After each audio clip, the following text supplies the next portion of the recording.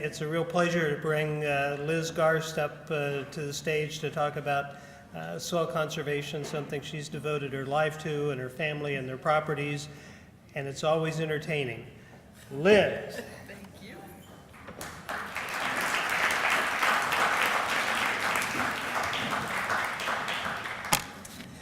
Thank you very much. I'm honored to be here, and I feel in some ways like I'm going to just tell you guys what I have learned from all of you. So thank you for getting me to this point.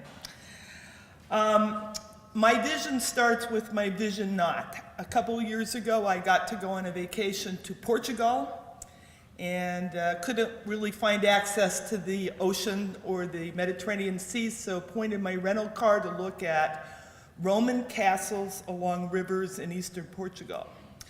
The castles in eastern Portugal were built to protect the food supply of the Roman Empire. And as we were driving there, we drove through 100 kilometers straight of rock thistles and nothing else. No people, no towns, no agriculture of any kind except a few eucalyptus plantations. And it was simply the most horrible thing I ever saw, because I was seeing our future unless we do something different. I'm supposed to address my 10-year vision, and I think I probably have the easiest one of all because it's so measurable. My 10-year vision is that we stop soil erosion. It's that simple. The government has a definition of tolerable soil loss. It's called the T, which rhymes with P, and that's trouble. T, which is defined as tolerable soil loss by the government, is 5 tons an acre. And I find that definition of tolerable soil loss to be utterly intolerable, because at the rate of 5 tons an acre, we're going to run out of soil very soon.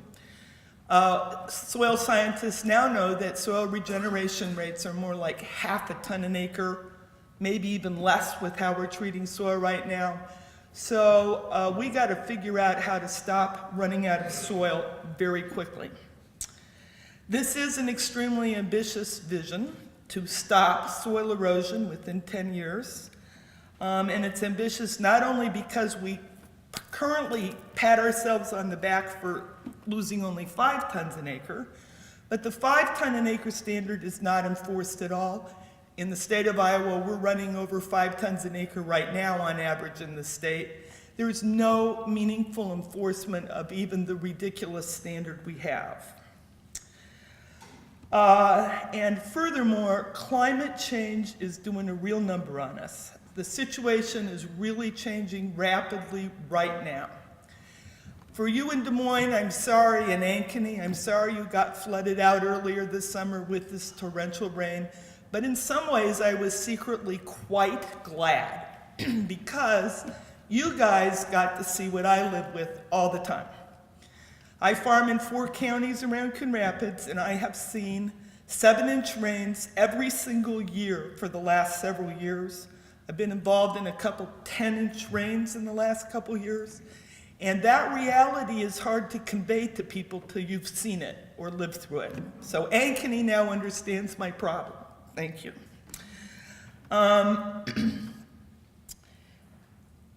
The worst part of the reason, the biggest reason that we're going to have trouble getting to no soil loss within 5 years or within 10 years is because no civilization has ever beat this problem. If you haven't read it, you should read the book Dirt by David Montgomery, which details civilization after civilization after civilization's efforts to solve this problem. And nobody has ever solved this problem. No civilization. But I recently read that hope is a virtue. And so I'm trying to be virtuous and hope we can get this figured out.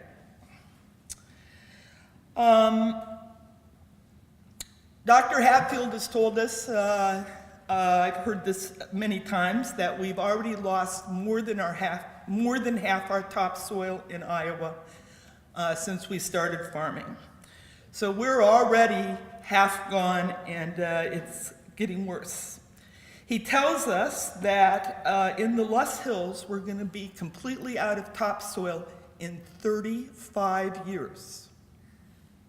He tells us that in the prairie pothole region of Iowa, we're going to be completely out of topsoil in 80 years, unless we start doing something different. Already, all over Iowa, I see big problems in that we are already down to the B horizon in lots of places. This was a great year to look at crops. I'm a big crop watcher, and I'll show you a picture in a minute of that, but there's spots all over Iowa where we are already losing significant yield. Dr. Hackold also says that in western and eastern Iowa, this year alone, so far, and I presume that means like through the end of August or something, we have lost more than 20 tons an acre this year. Even in the prairie pothole region of Iowa, we have lost more than 5 tons an acre this year so far. So I'm going to show you some pictures.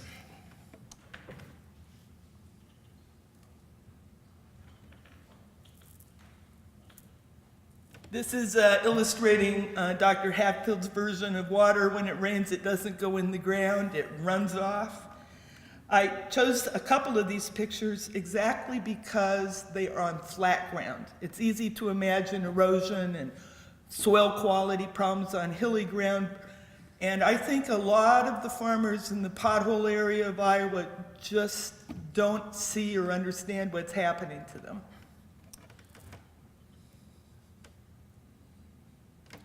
This is horrible erosion on flat ground, if you need any interpretation.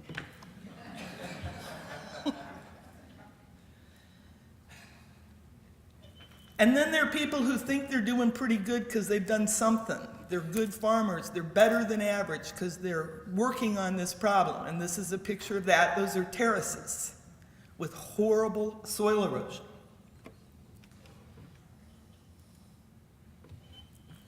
This is a farmer neighbor of mine. I like him a lot. I think he tries pretty hard. He has terraces and no-till. And this is soil erosion. This is one of the worst pictures I've got. This is way too much of Iowa, where erosion's happening right out of our stream banks. The river goes through my property, and some of it I'm measuring at 1 foot a year. The river's getting wider at the rate of 1 foot a year, and that is soil erosion too. Soil erosion's hard to see. But if you look at old fence lines, that's how you can, in your brain, get a handle on what is happening with soil erosion. When I build a lot of fence, I'm a farmer, I never start by piling up a mound of dirt to put the fence on top of. The first step in building a new fence is you get the bulldozer out and you scrape it flat, get all the vegetation absolutely flat, and then you put your fence on flat ground. This fence, which was a cheaply built fence, I'm guessing it's 30 years old or something, 40 years old, and you can see there the soil erosion just recently, and this is in flat ground too.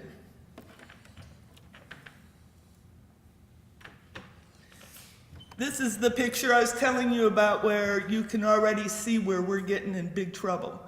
In my area, we had a little spring drought before it started raining again. And in that little spring drought, this neighbor lost this little patch of his farm. The corn died there because it was planted into B horizon with no water holding capacity. And this fall, you could see the same thing all over Iowa as the late summer drought, which was in our area. You could just see crops dying before they reach maturity in these patches where the soil is already gone. I took this picture, and it's the best picture you're going to see today because it tells the story. There are cures, there are remedies. In the background is my crop ground, now actually Whiterock's crop ground. And the field in the background has been no-tilled for since we bought the farm in the mid-'80s, and it's had a history of cover crops when this picture was taken of about 4 years. And in the foreground is my neighbor's farm. My neighbor fall plowed, no cover crops. We both planted our corn about on the same day. And it rained 7 inches in early June. And in the background, you can see my corn is standing like Fort Knox. I didn't lose a single corn plant. And in the foreground, you can see that my neighbor lost a third of his crop in the 7-inch rain. And I just did a back of the envelope calculation and figured out he could have paid for cover crops for 10 years with the crop he lost in that one event. And furthermore, his field used to be a seed demonstration site. You know, seed companies put up little plaques and say, see the beautiful corn we've got here. That takes a uniform field to have that kind. Of course, my neighbor lost that field demonstration contract after this event because his field is no longer uniform enough. And now, several years later, I kind of smile as I go by his field and see he has still huge yield loss where this happened several years ago.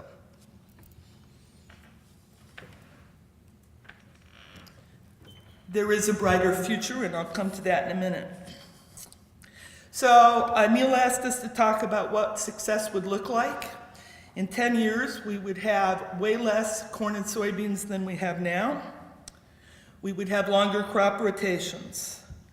We would have permanent retirement of some of our most fragile lands.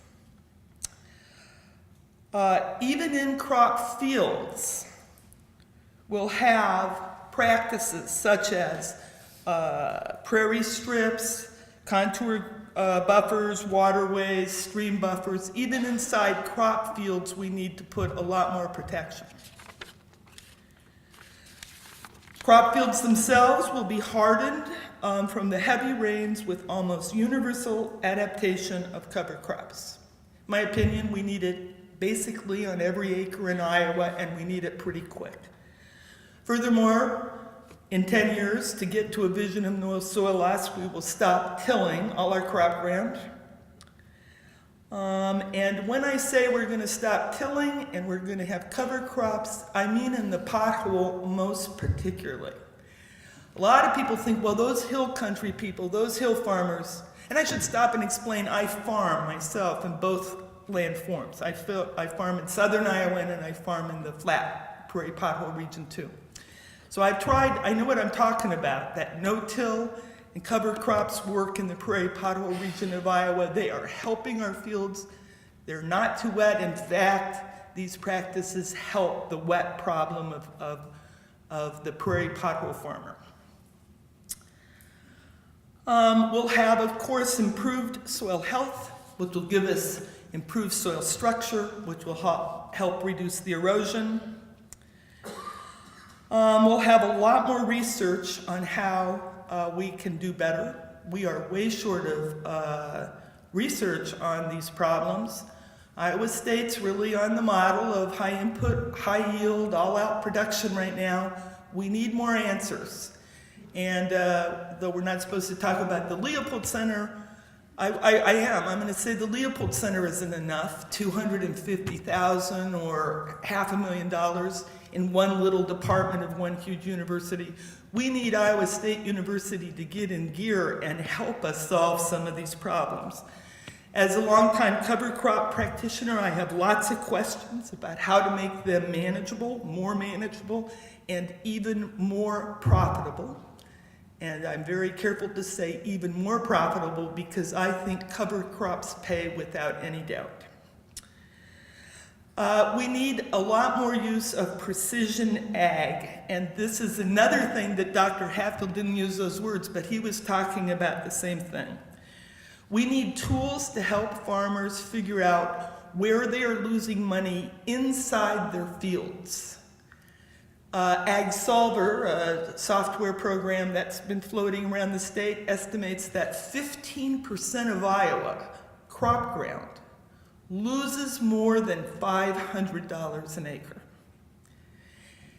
This is a beautiful idea because if we farmers stopped losing $500 an acre on 15% of our land, we'd make more money.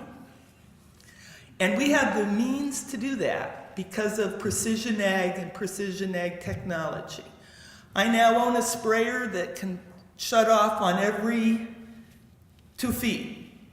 We can go buy a pothole which loses money and not plant it, not spray it, not put fertilizer on it, and then turn our equipment on when we're past the part of the farm that loses money. So I think that precision ag and cover crops are really, really good ideas because farmers make money doing them. So the only thing that lies between us and getting those two things done is a favorite phrase of my grandfather, the despotism of custom. John Stuart Mills talked about the despotism of custom is the biggest impediment to the advancement of civilization. And he was right, and we have this problem right now, the despotism of custom. We gotta get it in gear, especially because of the increasing fast rainfall problems. There are a lot of other ideas too. We need a third crop or a fourth crop.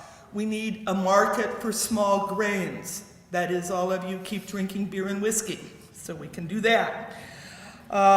There may be ideas I never even thought of. Strips is a pretty new idea and a terrific one. So we need the university to really step it into gear to get research on helping these new techniques figured out, and then we need extension to get going on helping us sell them. Neil asked us to talk about what's it going to take to get this done. These are old problems, and civilization after civilization has failed to solve the problem. Kind of my impressionistic history is that after the Dust Bowl, we got a little better in soil conservation, put in more practices. We got supply control programs, which got some of our vulnerable land back out of production. Then we sort of slid along for a while, not good enough. We got the 86 Farm Bill, and I'm going to talk quite a bit more about the 86 Farm Bill where things got better.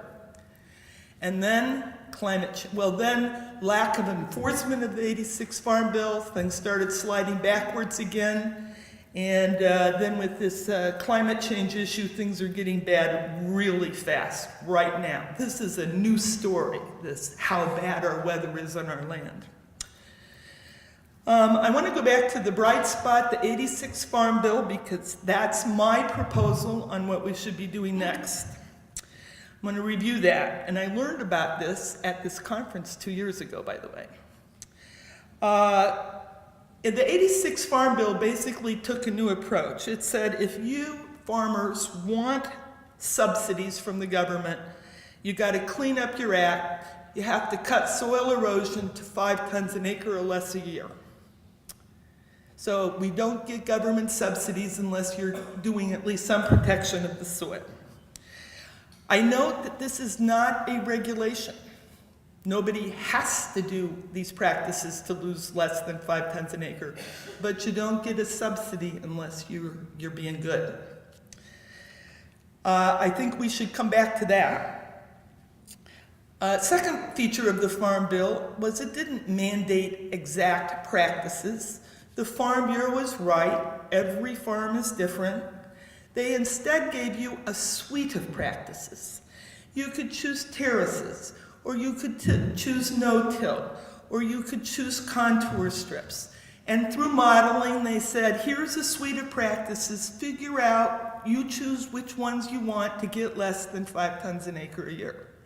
So there was some flexibility, and that is needed. There was an adequate and competent technical staff, pretty well paid and pretty well motivated, the NRCS of the era.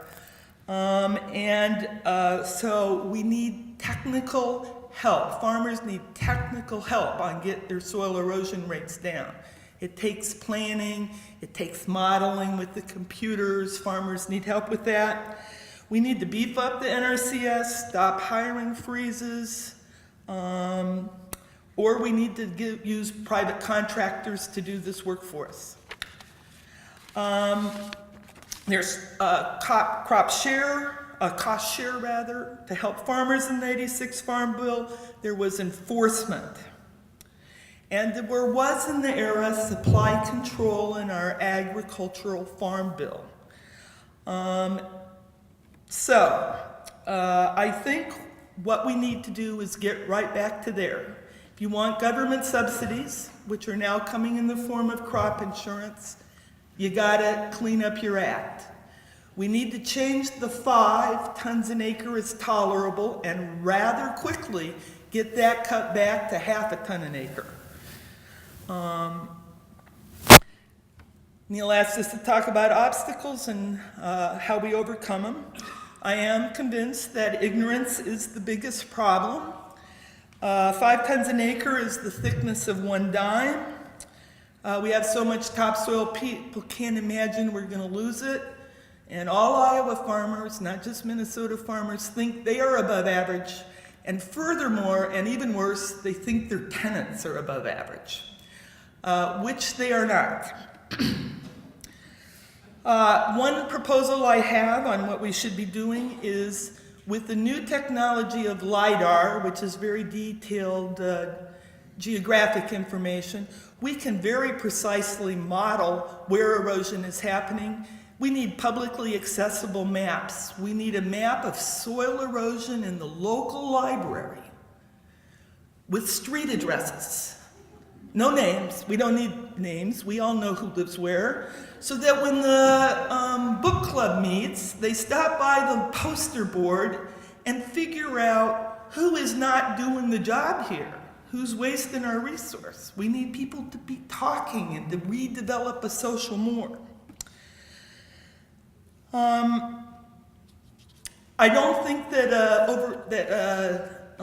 overcoming ignorance, however, will be sufficient. We've been working on the idea of solving this problem by educating people and overcoming ignorance for my entire life. And it is not sufficient. We need to have a motivation system. The first motivation system is the farm programs, the farm bill. It could be changed to meaningfully get performance from farmers in exchange for subsidies. I also think we need a basic duty of care.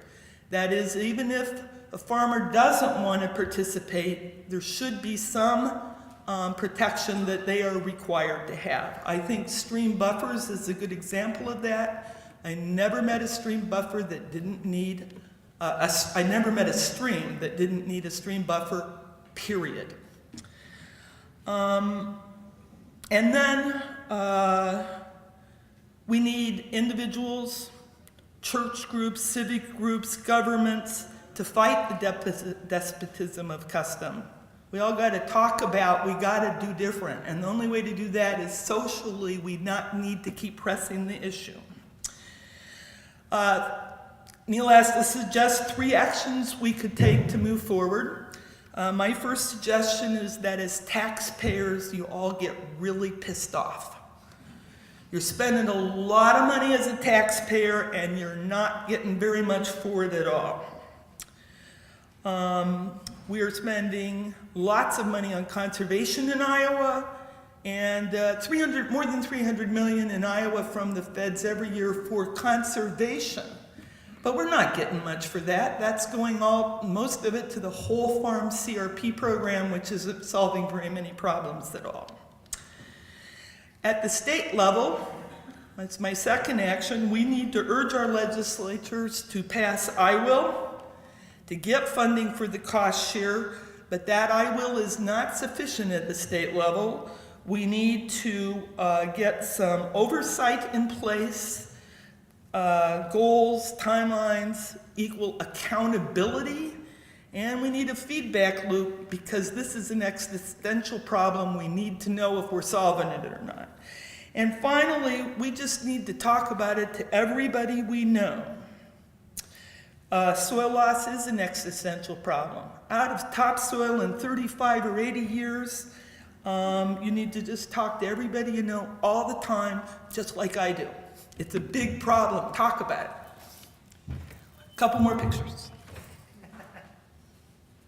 This is good I'm showing you now, to end on an optimistic note. Thank you very much. Thank you, Liz.